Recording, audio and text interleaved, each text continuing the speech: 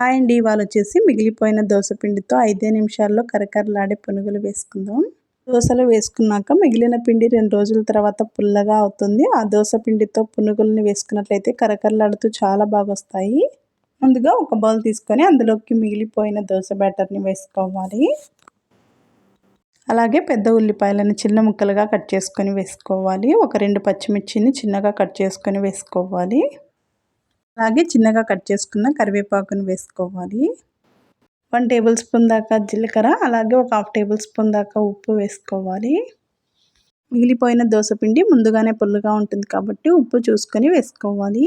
అలాగే ఒక 1/2 table spoon దాకా కుకింగ్ సోడా వేసుకొని అంతా బాగా మిక్స్ అయ్యేలాగా కలుపుకోవాలి. చూడండి, పిండి కన్సిస్టెన్సీ అనేది చాలా లూజ్గా ఉంది. అందుకని అందులోకి ఒక 2 టేబుల్ స్పూన్ల దాకా సొజ్జీ రవ్వ వేసుకోవాలి. అలాగే ఒక 3 టేబుల్ స్పూన్ల దాకా బియ్యం పిండిని కానీ మైదా పిండిని కానీ వేసుకోవాలి. ఇక్కడైతే నేను బియ్యం పిండి ఒక 3 టేబుల్ స్పూన్ల దాకా వేసుకున్నాను. వేసుకొని అంతా బాగా మిక్స్ అయ్యేలాగా కలుపుకోవాలి. పిండి కన్సిస్టెన్సీ అనేది ఈ విధంగా ఉండాలి. మరి లూజ్గా కాకుండా అలాగని గట్టిగా కాకుండా. ఇలా పిండిని కలుపుకున్న తర్వాత ఒక 10 నిమిషాల పాటు పక్కన ఉంచుకోవాలి. ఇప్పుడు డీప్ ఫ్రైకి సరిపడా ఆయిల్ పెట్టేసుకొని ఆయిల్ బాగా హీట్ అయిన తర్వాత ఇందులోకి చిన్న చిన్న బాల్స్ లాగా వేసుకోవాలి. కడాయిలో ఎన్నైతే సరిపోతాయో అన్ని వేసుకోవాలి. వేసుకున్న వెంటనే కదపకుండా ఒక సెకండ్ తర్వాత టర్న్ చేసుకుంటూ 2 వైపులా మంచి గోల్డెన్ బ్రౌన్ కలర్ వచ్చేంత వరకు ఫ్రై చేసుకోవాలి.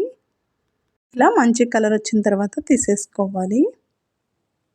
ఇలా వేసుకున్నట్లయితే అప్పటికప్పుడు చాలా ఈజీగా వేడి పునుగుల్ని తయారు చేసుకోవచ్చు. ఈ పునుగుల్ని ఏదైనా పల్లీ చట్నీతో కానీ టమాటా సాస్తో కానీ సర్వ్ చేసుకున్నట్లయితే చాలా టేస్టీగా ఉంటాయి. దోస బ్యాటర్ మిగిలినట్లయితే మీరు కూడా ఒకసారి తప్పకుండా ట్రై చేయండి. చాలా బాగుంటాయి. వేడిగా 5 నిమిషాల్లో తయారు చేసుకోవచ్చు. ఈ వీడియో మీకు నచ్చినట్లయితే లైక్ చేయండి, సబ్స్క్రైబ్ చేసుకోండి. Thank you.